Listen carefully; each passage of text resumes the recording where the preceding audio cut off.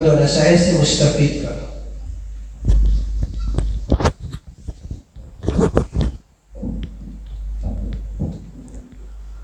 अस्सलामु अलैकुम रहमतुल्लाहि व बरकातुहू।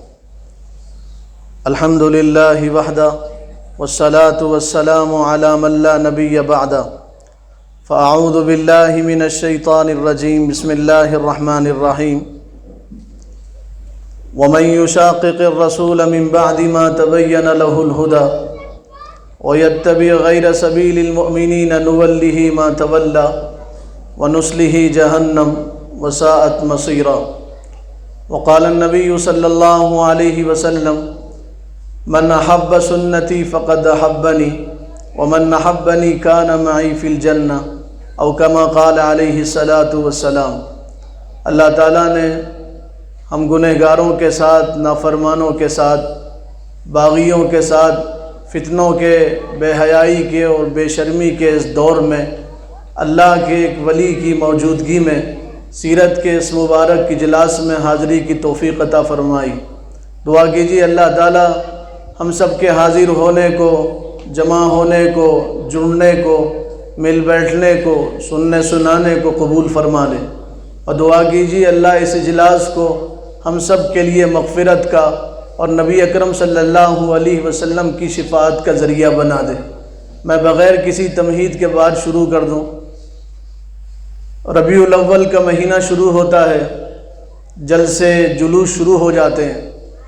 अक्सर मुसलमान ये समझते हैं सीरत रबीउल अव्वल के महीने का नाम है। लोग ये समझते हैं सीरत किसी जलसे का नाम है। लोग ये समझते हैं सीरत किसी जुलूस का नाम है। लोग ये समझते हैं सीरत किसी किताब का नाम है।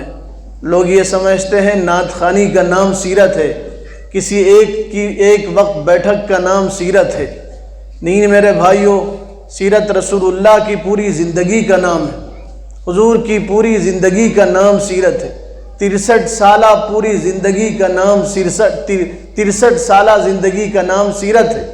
हुजूर की पूरी ज़िंदगी के लम्हे लम्हे का नाम सीरत है। घंटे घंटे का नाम सीरत है। दिन दिन का नाम सीरत है। रात रात का नाम सीरत है।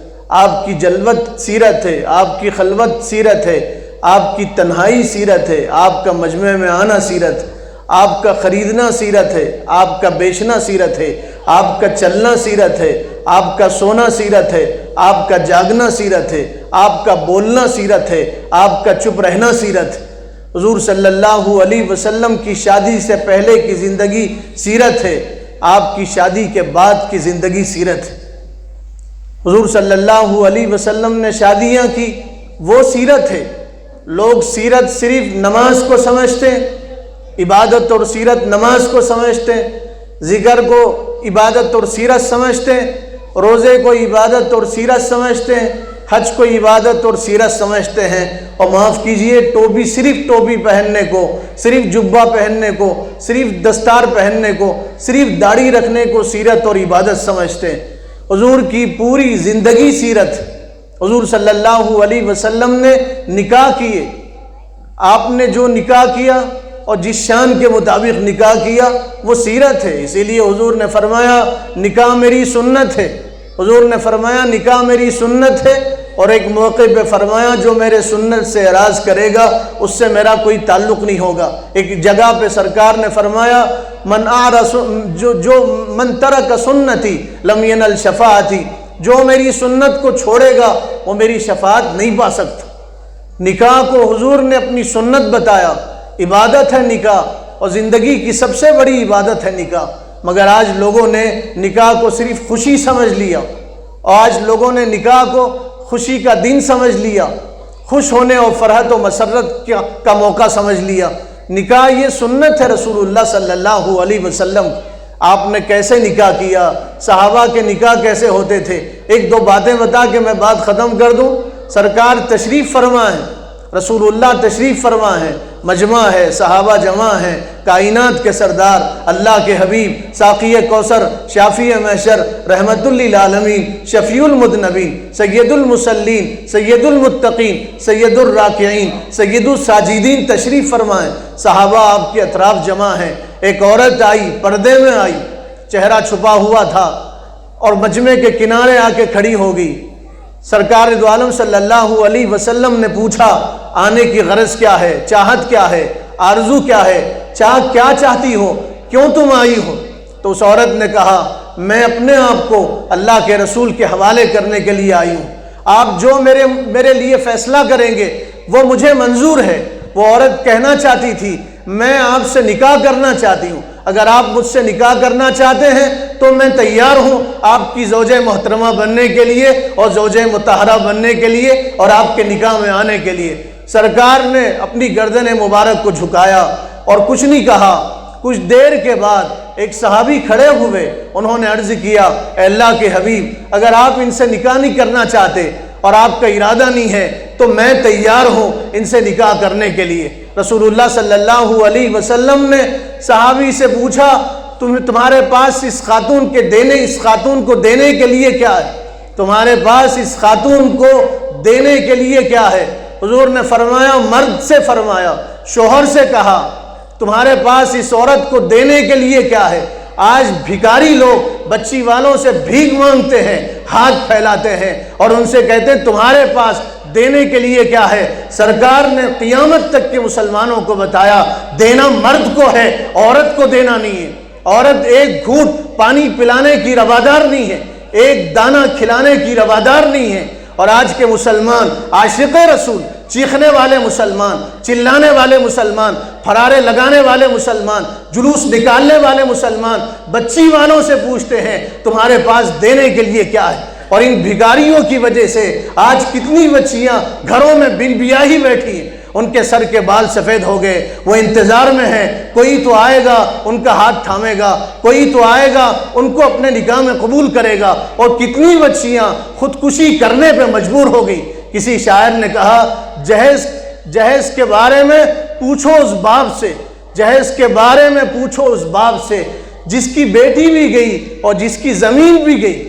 جہیز مانگنے والوں نے بچی بھی مانگا اور بچی کے باپ سے پیسے بھی مانگا، اس کا گھر بھی مانگا، اس کی زمین بھی مانگی، اس کے پاس سے سونا اور چاندی بھی مانگا۔ حضور نے فرمایا دینا بچے والوں کو ہے، بچی والوں کی کوئی ذمہ داری نہیں۔ زمانے جاہلیت میں بچی والوں سے کچھ لینا عیب سمجھا جاتا تھا، اور آج کے جاہل مسلمان بچی والوں سے بھیک مانگ رہے ہیں اور ان کے سامنے ہاتھ پھیلا رہے ہیں اور دامن دراز کر رہے ہیں۔ اور ان بھکاریوں کی وجہ سے کتنی بچیاں خودکشی کرنے پہ مجبور ہو گئی، اور کتنی بچیاں سوسائڈ ہونے پہ مجبور ہو گئی، اور کتنی بچیوں کی زندگیاں تباہ ہو گئی، کتنی بچیاں پنکھے پہ لٹک گئی، اور کتنی بچیاں دریا میں کود گئی، اور کتنی بچیوں نے اپنے بدن کو جلا لیا اور آگ لگا لیا اور جل گئی۔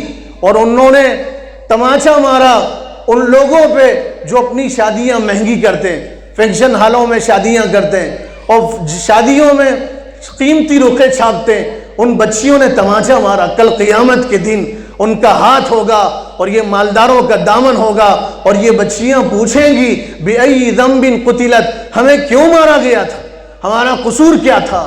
ہمارا باپ کماتا نہیں تھا، تھوڑی سی محنت کرتا تھا، مزدوری کرتا تھا، کچھ پیسے جمع کیا کرتا تھا، اور پھر تم نے پورے پیسے زندگی بھر کے مانگ لیا، اور پھر قرض لا کے اس نے دیا، اور پوری زندگی اس کے قرض پھیرنے میں گزر گئی۔ بچیاں پوچھیں گی ہمارا باپ رات میں روتا تھا تو تکیے آنسوؤں سے بھیگ جاتا تھا، ماں کو نیند نہیں آتی تھی، پوچھیں گی تو کیا جواب دیں گی؟ تو میں یہ عرض کر رہا تھا میرے بھائیو، حضور نے صحابی سے فرمایا بتاؤ تمہارے پاس دینے کے لیے کیا ہے؟ تو انہوں نے کہا اللہ کے حبیب کچھ نہیں ہے۔ حضور نے فرمایا جاؤ دیکھو تو صحیح کچھ تو ہوگا۔ وہ گئے اور تلاش کیا، واپس آئے اور سرکار دو عالم صلی اللہ علیہ وسلم سے فرمایا میرے پاس کچھ نہیں ہے۔ حضور نے کہا تم اپنے رشتہ داروں کے پاس تو دیکھو، اور ان کے پاس جاؤ۔ رشتہ داروں کے پاس گئے، پھر واپس آئے، پھر کہنے لگے اللہ کے حبیب کچھ نہیں ہے۔ حضور نے پھر کہا کچھ تو ہوگا، لوہے کی انگوٹھی تو ہوگی، وہ تو لاؤ جا کے۔ وہ گئے اور کہنے لگے اللہ کے حبیب میرے پاس لوہے کی انگوٹھی بھی نہیں ہے۔ آپ نے کتنی مرتبہ صحابی سے کہا کچھ تو لاؤ بیوی کو دینے کے لیے۔ دینا یہ مرد کی ذمہ داری ہے۔ قرآن میں اللہ تعالیٰ نے مردوں سے کہا الرجال قوامون علی النساء، مرد تو طاقتور ہوتے ہیں، دینے کی ذمہ داری مردوں کی ہے، لینے کی ذمہ داری عورتوں کی ہے، اور یہاں معاملہ الٹا ہو گیا، مرد لے رہے ہیں اور عورتیں دے رہی۔ حضور نے فرمایا جاؤ کچھ تو ہوگا۔ وہ پھر آئے، پھر کہنے لگی اللہ کے حبیب لوہے کی انگوٹھی بھی نہیں ہے۔ سرکار دو عالم صلی اللہ علیہ وسلم نے فرمایا کچھ تو ہوگا تمہارے پاس؟ تو انہوں نے کہا اللہ کے حبیب ایک چادر میرے پاس ہے۔ حضور نے فرمایا ایک چادر کا کیا ہوگا، تم پہنو گے، تم اپنی بیوی کو کیا دو گے، بیوی پہنے گی، تمہارے پاس کیا بچے گا؟ وہ صحابی خاموش ہو گئے، کچھ نہیں تھا ان کے پاس۔ جب مجلس ختم ہو گئی اور مجمع چھٹنے لگا اور لوگ ہٹنے لگے اور لوگ جانے لگے، وہ صحابی کھڑے ہو گئے اور وہ بھی جانے لگے۔ سرکار نے ان کو بلایا اور بلا کے کہا تمہیں قرآن کی کتنی صورتیں یاد ہیں؟ تو انہوں نے گنوائی، فلاں صورت یاد ہے، فلاں صورت یاد ہے، فلاں صورت یاد ہے۔ سنو میرے بھائیو، دل کے کانوں سے سنو اور دل کی تختی پہ نوٹ کرو حضرت کے سامنے۔ حضور نے فرمایا جو صورتیں تمہیں یاد ہیں وہی صورتیں تم اپنی بیوی کو یاد دلاؤ، یہی تمہارا مہر ہے، یہی تمہارا مہر ہے۔ جو صورتیں تمہیں یاد ہیں وہ صورتیں تم اپنی بیوی کو یاد دلاؤ، یہی تمہارا مہر ہے۔ کتنا آسان نکاح ہے، اور رسول اللہ نے کتنا آسان نکاح کو امت کے لیے بنا کے پیش کیا۔ اور آج مہینوں پہلے سے تیاری ہوتی ہے نکاح کے لیے، اور بھیک مانگا جاتا ہے، اور قیمتی رقعے چھپتے ہیں، اور لاکھوں روپے کے فنکشن ہال بک کیے جاتے ہیں۔ یہ عشق رسول نہیں ہے، یہ محبت رسول نہیں ہے، یہ محبت مصطفیٰ نہیں ہے۔ عشق رسول تو وہ جو صحابہ نے کیا، اور کیسا عشق کیا، واقعہ لمبا ہے۔ ایک صحابی حضور کی خدمت میں آتے تھے، امام الانبیاء کی خدمت میں آتے تھے، سرکار دو عالم صلی اللہ علیہ وسلم کی خدمت اقدس میں حاضری دیتے تھے۔ مدینے کے تھے، انصار میں سے تھے، اور جلیبی ان کا نام تھا۔ پھٹے پرانے کپڑے ہوتے تھے، کالا ان کا رنگ تھا، اور رسول اللہ کی خدمت میں آتے تھے۔ ظاہری خوبصورتی نہیں تھی، اندرونی خوبصورتی تھی۔ اللہ نے ایمان کی دولت سے نوازا تھا، دل ان کا روشن تھا۔ رسول اللہ کی خدمت میں آتے تھے اور حضور سے مستفید ہوتے تھے، اور رسول اللہ کی خدمت میں آتے تھے اور علم حاصل کرتے تھے، اور حضور جو فرماتے تھے اسے سنتے تھے اور اپنے دل میں محفوظ کرتے تھے۔ ایک مرتبہ آئے سرکار کی خدمت میں، حضور نے ان سے پوچھا جلیبیب تمہاری شادی ہوئی؟ تو جلیبیب نے کہا اللہ کے حبیب کون مجھے اپنی لڑکی دے گا؟ میرا رنگ دیکھیے، اور کہا میری زندگی دیکھیے، میرا اپنا کوئی گھر نہیں ہے، مدینے میں کوئی عزیز و اقارب نہیں ہے، نہ میں مال والا ہوں نہ جمال والا ہوں، مجھے کون اپنی لڑکی دے گا؟ حضور خاموش ہو گئے۔ پھر دوسری مرتبہ حضور نے فرمایا جلیبیب تمہاری شادی ہوئی؟ تو حضرت جلیبیب نے کہا اللہ کے حبیب میری شادی نہیں ہوئی، اور کون مجھے لڑکی دے گا؟ میں غریب آدمی ٹھہرا، میرے پاس کچھ نہیں ہے، مجھے لڑکی کون دے گا؟ تیسری مرتبہ رحمت للعالمین نے اور شفیع المذنبین نے پوچھا جلیبیب تمہارا نکاح ہوا؟ تو حضرت جلیبیب نے کہا اللہ کے حبیب مجھے مدینہ کا کون آدمی لڑکی دے گا؟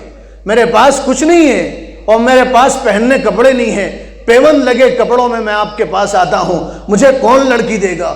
حضور نے چوتھی مرتبہ فرمایا جلیبیب فلاں انصاری کے گھر پہ جاؤ اور جا کے ان کو ہمارا سلام عرض کرو، اور جا کے ان سے کہو اللہ کے رسول نے بھیجا ہے، اور ان سے کہو وہ اپنی لڑکی کی شادی تم سے کر دیں۔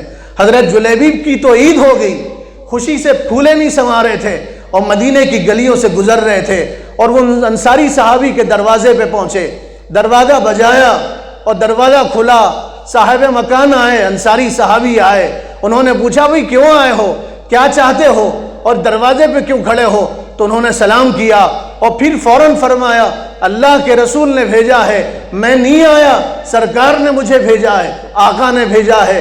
مکان والے نے پوچھا کیوں بھیجا؟ کہا حضور نے تمہیں سلام بھیجا ہے، رسول اللہ کا سلام ملا۔ کیا قسمت گھر والوں کی، خوش ہو گئے، گھر والے خوش ہوئے، وہ اندر گئے اور جا کے پورے گھر میں انہوں نے خوشخبری سنائی اور کہا دیکھو ہماری قسمت، رسول اللہ نے ہمیں سلام بھیجا ہے۔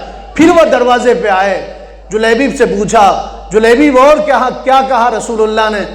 تو جلیبیب نے فرمایا اللہ کے رسول نے حکم دیا اور مجھے بھیجا ہے کہ تم اپنی بیٹی میری نکاح میں دو۔ تو وہ حیران ہو گئے، کچھ دیر پہلے جو خوشیاں ان کے چہرے پہ دوڑ رہی تھی اور خوشیوں سے چہرہ تمتما رہا تھا، کچھ دیر کے بعد ان کے چہرے پہ ہوائیاں اڑنے لگی۔ وہ کبھی جلیبیب کو دیکھتے، کبھی اپنے گھر کو دیکھتے، کبھی جلیبیب کو دیکھتے، کبھی اپنے خاندان کو دیکھتے۔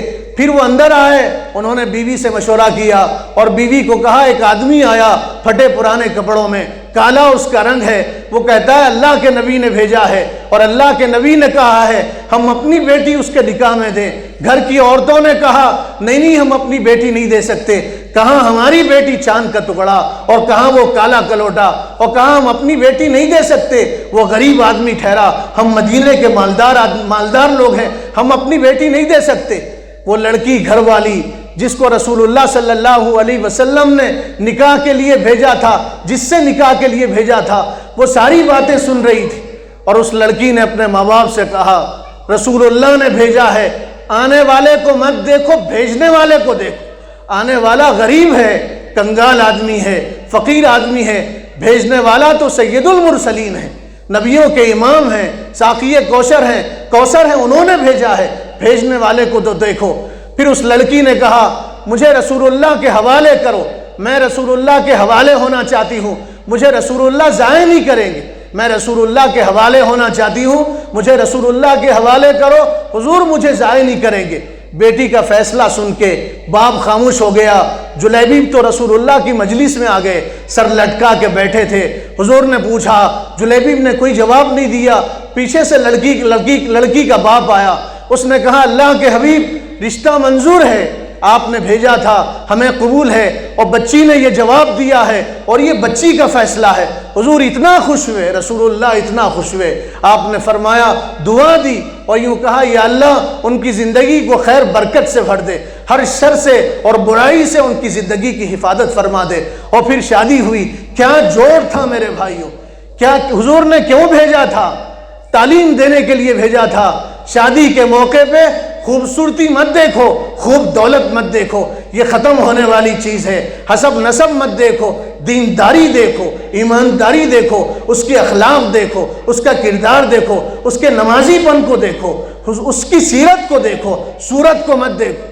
شادی ہوئی حضرت جلیبیب کی، کالے کلوٹے صحابی کی شادی ہوئی مدینے کی خوبصورت لڑکی سے، غریب کی شادی ہوئی مالدار لڑکی سے شادی ہوئی، اور پھر مدینے میں گھر بس گیا، اور اس گھر کی بنیاد تقوی پہ رکھی گئی، طہارت پہ رکھی گئی، پاکیزگی پہ رکھی گئی، بلند اخلاق پہ اس گھر کی بنیاد رکھی گئی، اور پھر گھر آباد ہوا مدینہ میں، اور حضور کی دعا کا سری ہوا۔ مدینہ میں سب سے زیادہ خرچیلا گھر تھا، خرچ کرنے والا گھر تھا۔ حضور نے دعا دیا تھا، اللہ کے حبیب نے دعا دیا تھا، سب سے زیادہ خرچیلا گھر وہ اس عورت کا گھر تھا۔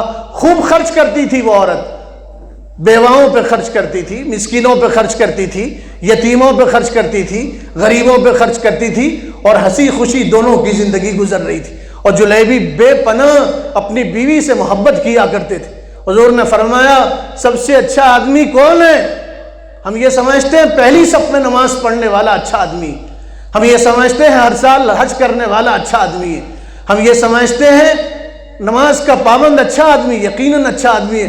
حضور نے فرمایا سب سے اچھا کون ہے؟ خیرکم لأہلی، تم میں سب سے اچھا وہ ہے جو گھر والوں کے ساتھ اچھا ہو۔ نوکرانی مت سمجھو اپنے گھر والوں کو، رانی سمجھو اسے اپنی شریک حیات سمجھو۔ حضور نے پوری زندگی کبھی اپنی کسی بیوی کو نہیں مارا اور برا بھلا نہیں کہا۔ حضور نے فرمایا عورتوں کے ساتھ اچھا سلوک کرو۔ آپ دنیا سے تشریف لے جا رہے ہیں اور آخری بول جو آپ کی زبان اتھر پہ تھے اور آخری بول جو آپ کے لب مبارک پہ تھے، حضرت عائشہ نے کان لگایا اور سنا آخری بول تھے الصلاۃ الصلاۃ وما ملکت ایمانکم، سنو نماز کی پابندی کرو اور اپنے گھر والوں کے ساتھ ماتحتوں کے ساتھ اچھا سلوک کرو۔ یہ آخری بول تھے سرکار دو عالم صلی اللہ علیہ وسلم کی۔ اب جو بیوی کو ستائے گا بتاؤ عاشق رسول ہوگا؟ لاکھ جلسے کرے، لاکھ نعرے لگائے، لاکھ پھرارے لگائے، وہ عاشق رسول نہیں ہو سکتا جس کی بیوی اس سے تنگ ہو جائے اور جس کی بیوی اسے برا بھلا کہے اور جس کی بیوی اس کے گھر میں اس کا دم گھٹنے لگے، وہ اچھا اور رسول اللہ کا عاشق نہیں ہو سکتا۔ میں کیا بتاؤں، وقت نہیں ہے میرے بھائیوں۔ ایک مرتبہ رسول اللہ گھر میں آئے، اما جان حضرت عائشہ کے پاس آئے اور حضرت عائشہ سے کہا عائشہ مانگو، کیا مانگنا چاہتی ہو؟ کون کس سے کہہ رہا ہے؟ شوہر بیوی سے کہہ رہے ہیں، رسول اللہ پوری امت کی امی جان سے کہہ رہے ہیں، اما جان حضرت عائشہ صدیقہ سے کہہ رہے ہیں مانگو عائشہ کیا مانگنا چاہتی ہو؟ ہم اپنے گھر جا کے کہتے ہیں مانگو کیا مانگنا چاہتی ہو؟ ہم تو کہتے تیرا باپ دیا کیا، تیرے بھائی نے کیا کیا، تیرے پاس سے ملا کیا، تیرے بھائی نے توال تک نہیں اڑایا، پھول تک نہیں پہنایا، اور وہ رسول اللہ کائنات کے سردار اما جان حضرت عائشہ سے فرما رہے ہیں عائشہ مانگو کیا مانگنا چاہتی ہو؟ حضرت عائشہ نے فرمایا اللہ کے حبیب آج دریائے رحمت جوش میں ہے، آپ پوچھ رہے ہیں مانگو کیا مانگنا چاہتے ہو؟ پھر اما جان حضرت عائشہ کی فراست دیکھیے، علم دیکھیے، ذہانت دیکھیے۔ اما جان حضرت عائشہ نے کہا اللہ کے حبیب میں اپنے ابا جان حضرت ابوبکر صدیق سے مشورہ کرنا چاہتی ہوں، اور ان سے مشورہ کر کے میں آپ کو بتاؤں گی میں کیا مانگنا چاہتی ہوں۔ حضور خوش ہوئے، سرکار خوش ہوئے، فرمایا جاؤ اپنے ابا جان سے مشورہ کرو، جاؤ اپنے ابا جان سے مشورہ کرو۔ حضرت عائشہ صدیقہ رضی اللہ تعالیٰ عنہ گئی حضرت ابوبکر کے پاس، اور کئی مرتبہ سیرت کی کتابیں پڑھیے، علماء سے پوچھیے، حضرت ابوبکر ناراض ہوتے تھے، اما جان حضرت عائشہ حضور کے پیچھے چھپ جاتی تھی، بچنے کے لیے حضور کے پیچھے چھپ جاتی تھی۔ اور آج کی بیوی باپ کے پیچھے چھپتی ہے، محلے میں چھپتی ہے، بھائیوں کے پیچھے چھپتی ہے، اور شوہر مارتا ہے تو گلی میں بھاگنے لگتی ہے۔ حضور کی سیرت تو دیکھیے، اما جان حضرت عائشہ حضور کے پیچھے چھپتی تھی اپنے والد کے ڈر سے۔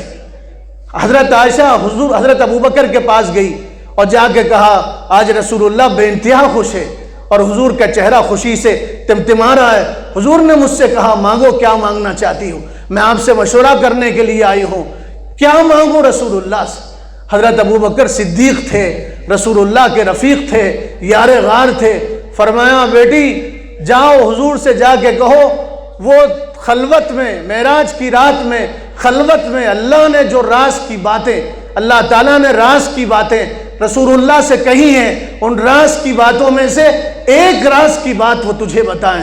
پھر کہا بیٹی وعدہ کرو جو راز رسول اللہ تمہیں بتائیں گے وہ آ کے تم مجھے بتاؤ گی۔ حضرت عائشہ نے وعدہ کیا، حضور کے پاس گئی اور کہا اللہ کے حبیب میں اپنے ابا جان سے مشورہ کر کے آئی ہوں۔ حضور نے کہا پھر مانگو کیا مانگنا چاہتی ہو؟ حضرت عائشہ نے کہا اللہ کے حبیب معراج میں جب آپ اللہ کے پاس گئے تھے اور اپنے محبوب کے پاس پہنچے تھے اور اللہ نے آپ سے جو تنہائی میں راز کی باتیں کی تھی ان میں سے ایک راز کی بات بتائیے مجھے۔ حضور خوش ہوئے۔ محدثین نے لکھا ہے اس حدیث کی تشریح میں یا تو رسول اللہ اس لیے خوش ہوئے دیکھو میرے رفیق کی ذہانت تو دیکھیں، ابوبکر کا علم تو دیکھیے، دنیا نہیں مانگنے لگا رہے اپنے بیٹی سے، دولت نہیں مانگنے لگا رہے اپنی بیٹی سے، اور پیسے اور درہم و دینار نہیں مانگنے لگا رہے، اور سونا چاندی نہیں مانگنے لگا رہے۔ کیا مانگ رہے ہیں؟ وہ راز کی بات جو اللہ نے آپ سے تنہائی میں کیا، ایک بات آپ بتائیے۔ حضور اس لیے بھی خوش ہوئے، مفسرین نے لکھا ہے راز بتاؤں گا تو پھر راز راز نہیں رہے گا۔ حضور اس لیے بھی خوش ہوئے ہوں گے راز بتاؤں گا تو پھر راز راز نہیں رہے گا۔ پھر حضور نے فرمایا عائشہ میں نے تم سے وعدہ کیا تھا قریب آؤ۔ حضرت عائشہ قریب آئی تو رسول اللہ نے فرمایا عائشہ معراج کی رات میں اللہ نے تنہائی میں مجھ سے جو راز کی باتیں کی تھی، فرشتوں کو بھی جن کی خبر نہیں تھی، ان راز کی باتوں میں ایک بات یہ ہے اللہ تعالیٰ نے فرمایا آپ کی امت کا کوئی آدمی، سنو بانسواڑے کے مسلمانوں، حضور نے فرمایا اللہ نے مجھ سے تنہائی میں کہا تھا آپ کی امت کا کوئی آدمی ٹوٹے ہوئے دلوں کو جوڑے گا، آپ کی امت کا کوئی آدمی ٹوٹے ہوئے دلوں کو جوڑے گا تو مجھ اللہ پہ واجب ہے کہ میں بغیر حساب کتاب کے اس کی مغفرت کر دوں۔ مجھے اللہ پہ واجب ہے کہ میں بغیر حساب کتاب کے اس کی مغفرت کر دوں۔ حضرت عائشہ خوش ہو گئی، راز کی بات معلوم ہوئی، ابا جان کے پاس گئی حضرت ابوبکر کے پاس اور جا کے کہا اللہ کے حبیب حضور نے یہ کہا، تو حضرت ابوبکر رو پڑے۔ حضرت عائشہ نے کہا ابا جان آپ رو رہے ہیں، آپ تو غریبوں کی مدد کرتے ہیں، ٹوٹے دلوں کو آپ جوڑتے ہیں، آپ تو محبتیں بانٹتے ہیں، آپ رو رہے ہیں۔ حضرت ابوبکر نے کہا عائشہ تصویر کا رخ ایک تو یہ ہے، حضور نے کہا جو ٹوٹے دلوں کو جوڑے گا وہ بے حساب بغیر حساب کے جنت میں جائے گا، اور تصویر کا دوسرا رخ یہ ہے جو آدمی دلوں کو توڑے گا وہ جہنم میں جائے گا، جو آدمی دلوں کو توڑے گا وہ جہنم میں جائے گا۔ بات ہماری یہاں سے چلی تھی، حضرت جلیبی وہ اپنی بیوی کے ساتھ بے انتہا خوش تھے اور مدینے میں گھر آباد ہو گیا تھا۔ کچھ دنوں کے بعد اللہ کے حبیب اللہ کے راستے میں گئے، جلیبی بھی گئے، اللہ تعالیٰ نے اپنے حبیب کو فتح عطا کیا اور حضور نے جنگ جیتا، اور جنگ جیتنے کے بعد صحابہ سے فرمایا دیکھو تلاش کرو، شہیدوں کو تلاش کرو۔ صحابہ تلاش کرنے لگے اور صحابہ آئے، پھر حضور نے فرمایا اور تلاش کرو، میں کسی کو گم پا رہا ہوں تلاش کرو۔ صحابہ آئے, کہنے لگے اللہ کے حبیب سب کو ہم نے تلاش کیا, سب شہید سامنے ہیں اور باقی مسلمان کوئی نہیں ہے. حضور نے فرمایا اور تلاش کرو, تمہیں نہیں معلوم اور ایک شہید ہے. پھر تلاش کیا گیا, صحابہ نے کہا کوئی نہیں ہے. پھر رسول اللہ گئے, عجیب منظر تھا, 7 کافروں کے بیچ حضرت جلیبیب شہید پڑے تھے. حضور نے فرمایا اس نے جلیبیب نے 7 لوگوں کو جہنم میں پہنچایا اور قتل کیا, اور 7 نے مل کے جلیبیب کو قتل کیا. پھر آپ نے فرمایا ھذا منی وانا من, میں جلیبیب سے ہوں اور جلیبیب مجھ سے. اور پھر کتابوں میں لکھا حضور نے تنہا حضرت جلیبیب کو اٹھایا, اپنے رانوں پہ رکھا, تنہا قبر میں لٹایا, پھر فرمایا ھذا منی وانا من, میں اس سے ہوں یہ مجھ سے. یہ میرے بھائیوں یہ سنت ہے, یہ عشق ہے, یہ رسول اللہ سے سچی محبت ہے. آپ حضرت کے سامنے وعدہ کرو, حضرت پورے ہندوستان میں ایک مشن لے کے چل پڑے, پورے ہندوستان میں مسلم پرسنل بورڈ کی طرف سے ایک تحریک لے کے چلے. عجیب شخصیت ہے, نہ راتوں کو نیند ہے نہ دن کو چین. کتنے دنوں سے گھر سے نکلے اور پتہ نہیں کتنا لمبا سفر ہے, اور کسی نے آپ کے بارے میں کہا نظر عارفانہ جگر غازیانہ, نظر عارفانہ جگر غازیانہ, آپ کے تعارف کی ضرورت نہیں ہے, آپ کو پہچانتا ہے سارا زمانہ. پورے ہندوستان میں عجیب بے چینی کے ساتھ آپ نکلے ہیں, شہر شہر جاتے ہیں, گاؤں گاؤں جاتے ہیں, گلی گلی جاتے ہیں. مسلم پرسنل بورڈ کی آواز آپ نے شہروں میں پہنچایا, گاؤں میں پہنچایا, دیہاتوں میں پہنچایا, گھروں میں پہنچایا, فرد فرد تک پہنچایا. نکاح کو آسان بنانے کی مہم پورے ہندوستان میں آپ کی سرپرستی میں چل پڑی. بانسواڑے کے مسلمانوں یہ جلسہ اس وقت قبول ہوگا جب آپ ہاتھ اٹھا کے حضرت کے سامنے نیت کرو انشاءاللہ آسان نکاح کریں گے, انشاءاللہ سادہ نکاح کریں گے. ہاتھ اٹھاؤ اور ایک ساتھ بولو انشاءاللہ. حضرت مولانا عمرین محفوظ رحمانی دامت برکاتہم کے سائے میں اور ان کی سرپرستی میں اور ان کی موجودگی میں ایک ایک آدمی ہاتھ اٹھا کے بولے انشاءاللہ ہم مسلم پرسنل بورڈ کی آسان نکاح مہم سے جڑیں گے انشاءاللہ, اور آسان نکاح کریں گے انشاءاللہ, اور اس مہم کو آگے تک چلائیں گے. جب تک ہمارے جسموں میں جان ہے اور رگوں میں خون کا قطرہ ہے ہم اس مہم کا حصہ بنیں گے. ہمارے کندھے ہوں گے, حضرت کے پیر ہوں گے انشاءاللہ, اور ہم اس تحریک کو ہندوستان نہیں عالم کے کونے کونے تک پہنچائیں گے. اللہ تعالیٰ عمل کی توفیق عطا فرما دے. میں آخر میں بے پناہ شکریہ ادا کرتا ہوں حضرت مولانا مفتی عمر بن عیسیٰ صاحب کا. ہر سال یہ جلسہ 11 بجے شروع ہوتا تھا, 11 بجے مقرر اسٹیج پہ 11 بجے آتے تھے, مہمان 11 بجے آتے تھے. آج جلسہ جلدی شروع ہوا اور پھر دور دراز علاقے میں جلسہ رکھا گیا, گاؤں میں جلسہ ہوتا تھا, دور جلسہ رکھا گیا. آپ لوگ آئے, حضرت کی محبت میں آئے. میں حضرت مولانا عمرین محفوظ رحمانی مدد اللہ العالی کا بھی شکریہ ادا کرتا ہوں. بے پناہ مصروفیات کے باوجود یہ تو ذرہ ہے جلسہ, سمندر ہوتا ہے لوگوں کا, ان کی موجودگی میں آپ کی ناصحانہ کلمات ہوتے ہیں اور وہ باتیں ہوتے ہیں جو مشعل راہ بنتے ہیں. اللہ تعالیٰ آپ کی عمر میں برکت عطا فرمائیں, آپ کے علم میں برکت عطا فرمائیں, آپ کے سائے